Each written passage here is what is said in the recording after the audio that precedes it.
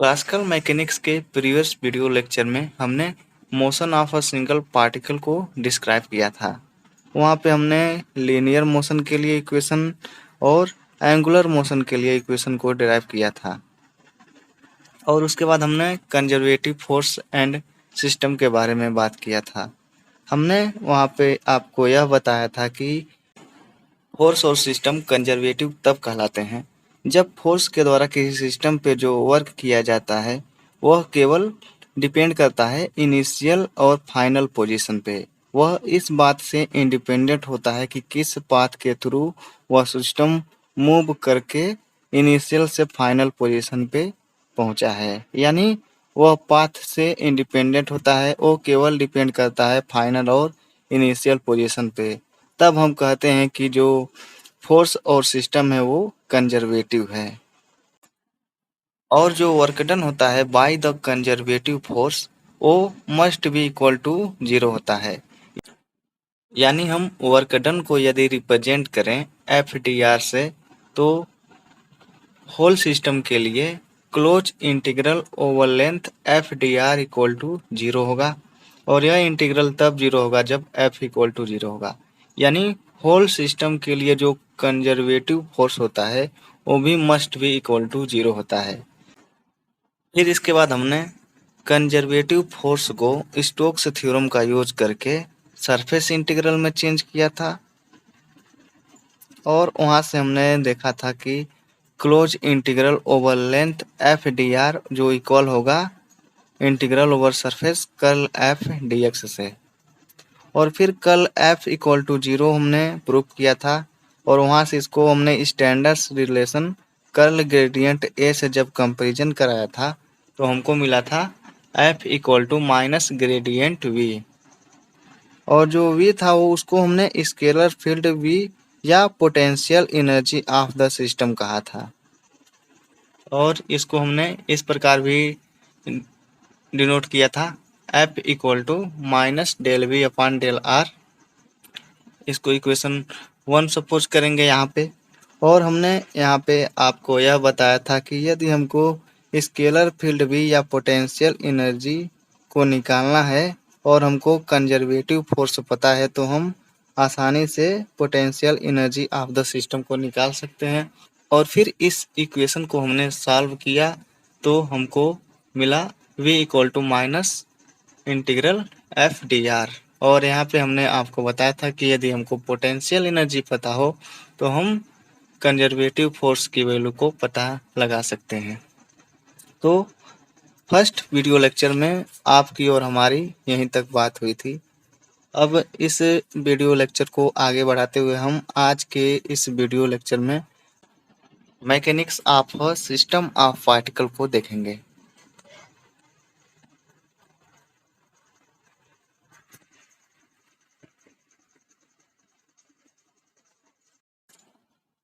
Previous video lecture में हमने एक पार्टिकल के मोशन को डिस्क्राइब किया था।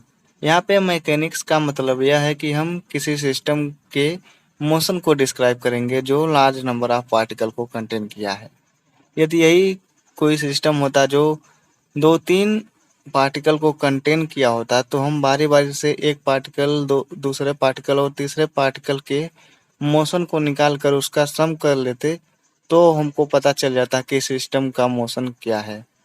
और चूंकि यह जो हमने सिस्टम कंसीडर किया है वह लार्ज नंबर ऑफ पार्टिकल को कंटेन किया है तो इसलिए हमें पता नहीं है कि इसमें कितने पार्टिकल्स हैं। और सब पार्टिकल के लिए मोशन को डिस्क्राइब करना हमारे लिए बहुत बहुत बहुत कठिन हो जाएगा। तो हम इसको बहुत ही आसानी से क्लासिकल मैकेनिक्स के सहायता से सिस्टम ऑफ पार्टिकल यदि हो तो उसके मोशन को किस प्रकार डिस्क्राइब करेंगे इसी को देखेंगे। हमें पता है कि यदि किसी सिस्टम में लार्ज नंबर ऑफ पार्टिकल हैं तो पार्टिकल जो होंगे वो 2 प्रकार के फोर्स को एक्सपीरियंस करेंगे। फर्स्ट होगा नेट एक्सटर्नल फोर्स जो बाहरी फोर्स अप्लाई किया जाएगा उस सिस्टम पे उस फोर्स को। और सेकेंड होता है internal forces due to interaction of particle with the each particles in the system. यानी जो सिस्टम में जो पार्टिकल्स होंगे वो एक दूसरे से इंटरेक्शन की वजह से इंटरनल फोर्स का अनुभव करेंगे। हम यहाँ पे एक किसी भी साइज का एक आर्बिट्ररी सिस्टम कंसीडर करेंगे जिसने लार्ज नंबर ऑफ पार्टिकल को कंटेन किया है।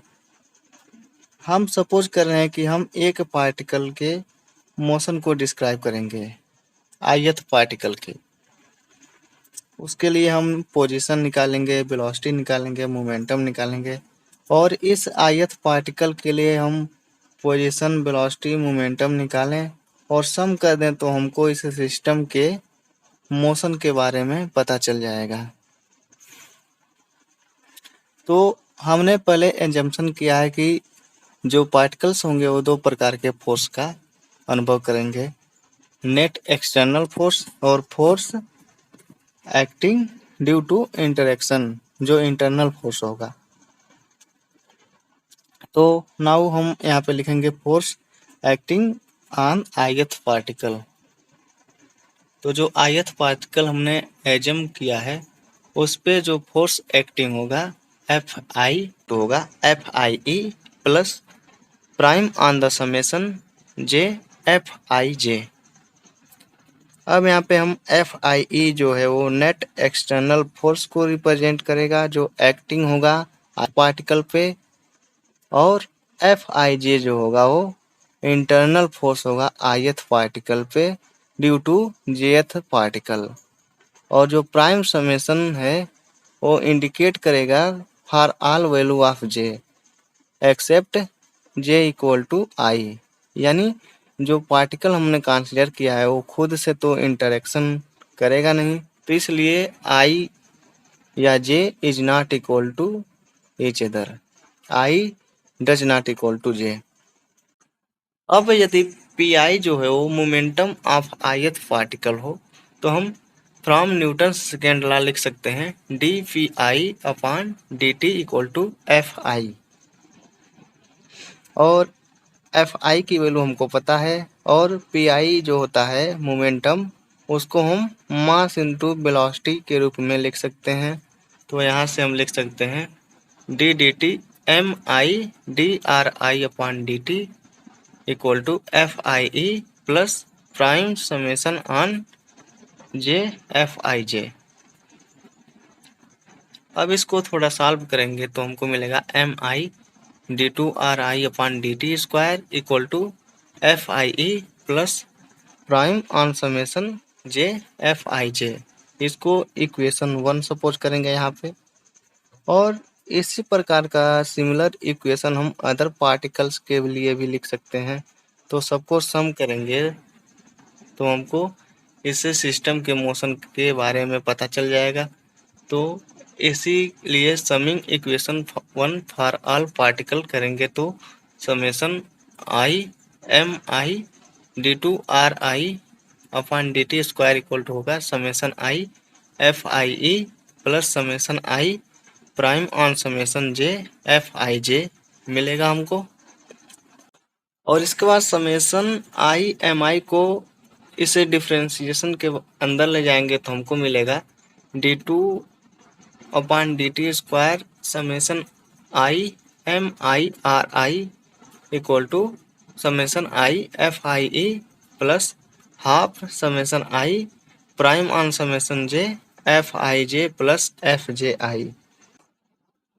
हम यहाँ पे देख रहे हैं Fij प्लस Fji हमने लिखा है यहाँ पे Fij की जगह पे। तो न्यूटन्स थर्ड लॉ यहाँ पे अप्लाई करेंगे। हमें पता है कि यदि कोई पार्टिकल किसी पार्टिकल से इंटरेक्शन कर रहा है तो वह पार्टिकल भी उस पार्टिकल से इंटरेक्शन करेगा। यानी यदि ith पार्टिकल पे jth पार्टिकल की वजह से इंटरनल फोर्स एक्ट हो रहा है तो jth पार्टिकल पर भी ith पार्टिकल की वजह से एक फोर्स एक्ट करेगा। तो इसलिए हमने यहाँ पे Fij प्लस Fji लिखा है और बैलेंस करने के लिए हम यहाँ पे हाफ कर देंगे 1/2। अब न्यूटन से थर्ड लॉ से यहाँ पे यह हम कह सकते हैं कि जो यहाँ पे फोर्स होगा वो सेम होगा मैग्नीट्यूड में, लेकिन जो डायरेक्शन होगा फोर्स का वो अपोजिट होगा एक दूसरे से। तो जितने भी यहाँ पे पेयर बनेंगे F I J plus F J I के, वो 0 होंगे। तो इस प्रकार यह टोटल टर्म हमारा 0 हो जाएगा। तो हमको मिलेगा d2/dt² summation I M I R I equal to summation I F I E. इसको इक्वेशन थर्ड सपोज करेंगे यहाँ पे। और जो इक्वेशन थर्ड है वो यहाँ पे यह शो कर रहा है कि हम केवल जो पार्टिकल्स पे फोर्स एक्टिंग होगा, एक्सटर्नल फोर्स, उसी को कंसीडर करेंगे। अब हम यहाँ पे सपोज करेंगे कि जो सिस्टम है उसका टोटल मास पॉइंट सी पे कंसंट्रेट है और जो आर है वो पोजीशन वेक्टर है सेंटर ऑफ मास का। तो by the definition of centre of mass, R equal to हो जाएगा summation I M I R I upon summation I M I. अब हम इसको लिख सकते हैं R equal to summation I M I R I upon capital M. Capital M represent करेगा total mass of the system और summation I M I R I को लिख सकते हैं एम इंटू आर। एम को हम लेफ्ट हैंड साइड लेकर जाएंगे तो हमको summation I M I R I equal to मिलेगा एम आर। इसको इक्वेशन 4 सपोज कर रहे हैं। अब इस वैल्यू को हम इक्वेशन थर्ड में रखेंगे। इक्वेशन थर्ड हमारा यही था d2/dt² summation I M I R I equal to summation I F I E. इसमें यदि हम इस summation I M I R I की जगह एम आर रखेंगे तो हमको मिलेगा d2/dt² equal to summation I F I E. अब हम यहाँ से लिख सकते हैं एम d2r/dt², क्योंकि मास हमेशा कांस्टेंट होगा। हमने क्लासिकल मैकेनिक्स को जब शुरुआत किया था तो वहाँ पे हमने बताया था कि जो मास होगा किसी भी सिस्टम या पार्टिकल का, वो मोशन के साथ वेरी नहीं करेगा। और समेसन आई एफ आई ई की जगह हम लिख सकते हैं एफ आई ई। और एफ आई ई जो है वो रिप्रेजेंट करेगा the net external force acting on the system. और अब हम यहाँ से यह कह सकते हैं कि जो सेंटर ऑफ मास होगा वह इस सिस्टम के मोशन को डिस्क्राइब करेगा। इस इक्वेशन 5 से हम यह कह सकते हैं। और linear momentum of the system, इसको हम लिख सकते हैं P equal to summation I P I. और समेसन आई पी आई को लिख सकते हैं summation I M I V I. ये तो फार्मूले पे है, फार्मूले डिपेंडेंट है, इस तरह से इसको लिख सकते हैं। और P को फिर हम इस प्रकार भी लिख सकते हैं summation I M I D R I upon D T. और अब हम इसको लिख सकते हैं P equal to D D T summation I M I R I. और हमने summation I M I R I की वैल्यू निकाला था एम आर यानी एम इंटू आर। तो हम यहाँ पे लिख सकते हैं P equal to D D T M R. Mass to constant होगा, मास को हम डिफरेंशिएशन से बाहर निकाल सकते हैं। तो यहाँ पे होगा P equal to M D R upon D T. और D R upon D T जो होगा वो रिप्रेजेंट करेगा वेलोसिटी ऑफ द सिस्टम। तो P इक्वल टू हो जाएगा यहाँ पे m इंटू वी। इसको इक्वेशन 6 से सपोज कर रहे हैं यहाँ पे। और यहाँ से हम यह कह सकते हैं कि जो मोमेंटम होगा इस सिस्टम का वो इक्वल होगा product of mass of the system and velocity of the centre of mass. अब P equal to m into V को यदि हम टाइम के रिस्पेक्ट में डिफ्रेंशिएट करेंगे तो हमको मिलेगा dp upon D T equal to M D V upon D T. या इसको हम लिख सकते हैं M D two R upon D T square. यह जो टर्म मिल रहा है यह फोर्स को रिप्रेजेंट करेगा। तो dp upon D T equal to होगा एफ ई, यानी rate of change of momentum of the system is equal to net external force acting on the system. यह न्यूटन्स का जो सेकेंड लॉ है उसको फुलफिल कर रहा है। तो यहाँ पे हमने सिस्टम ऑफ पार्टिकल के लिए लीनियर मोशन को डिस्क्राइब कर लिया है। अब यदि जो सिस्टम है वो एंगुलर मोशन करे तब यदि मान लें कि जो एंगुलर मोमेंटम है इस सिस्टम का वो कैपिटल एल है, तो वह इक्वल होगा summation i small L I. जो स्मॉल एल आई है वो किसी ith पार्टिकल के लिए एंगुलर मोमेंटम है, उसका हम समेसन ले लेंगे तो टोटल जितने भी पार्टिकल होंगे उसके लिए हमको एंगुलर मोमेंटम मिल जाएगा। और जो एंगुलर मोमेंटम होता है वो पोजीशन वेक्टर और लीनियर मोमेंटम के क्रॉस प्रोडक्ट के इक्वल होता है। तो हम summation I R I cross P आई लिख सकते हैं यहाँ पे। उसके बाद हम इसको टाइम के रिस्पेक्ट में डिफरेंशिएट करेंगे तो हमको मिलेगा dl upon dt equal to summation I dri/dt cross P I plus ri cross dpi/dt।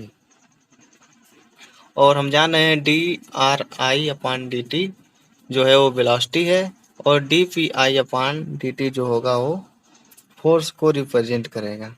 तो आगे हम इसको देखते हैं। तो dl/dt इक्वल टू लिख सकते हैं summation I V I cross M I V I plus R I cross dpi/dt। अब हम यहाँ पे फर्स्ट टर्म में से एम आई को कॉमन कर लें तो वी आई क्रॉस वी आई मिलेगा। और सेम क्वांटिटी के क्रॉस प्रोडक्ट की वैल्यू ऑलवेज 0 होती है, क्योंकि डायरेक्शन सेम होता है और दोनों के बीच का जो एंगल होता है वो 0 डिग्री का बनेगा और साइन 0 डिग्री की वैल्यू 0 होती है। तो v cross v equal to यदि हम लिखेंगे तो v स्क्वायर साइन 0 डिग्री लिखेंगे और साइन 0 की वैल्यू 0 होगी। तो इसलिए V I cross M I V I की वैल्यू 0 होगी। तो हमको मिलेगा केवल dl/dt equal to summation I R I cross dpi/dt। और फिर हम इसको लिख सकते हैं dl/dt equal to summation I R I cross dpi/dt जो है वो एफ आई को रिप्रेजेंट करेगा और एफ आई की वैल्यू होगी F I E plus summation I prime summation J F I J plus F J I. और from Newton's second law यहाँ पे एक्शन रिएक्शन वाला यहाँ पे अप्लाई होगा। तो जो RHS का सेकेंड टर्म है वो फिर से यहाँ पे 0 हो जाएगा। तो हमको मिलेगा dl/dt equal to summation I R I cross F I ई।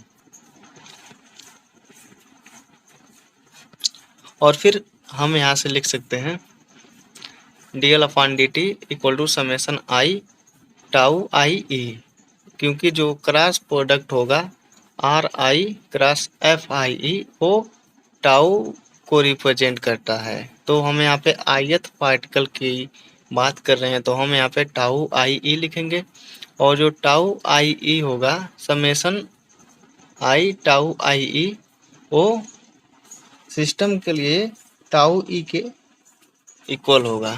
तो हम यहाँ से लिख सकते हैं dl/dt इक्वल टू टाउ ई। और इस प्रकार हम कह सकते हैं tau E is the net external torque acting on the system, therefore rate of change of angular momentum of system is equal to net external torque acting on the system। और यह जो इक्वेशन है वो equation of angular momentum of the system को represent करेगा।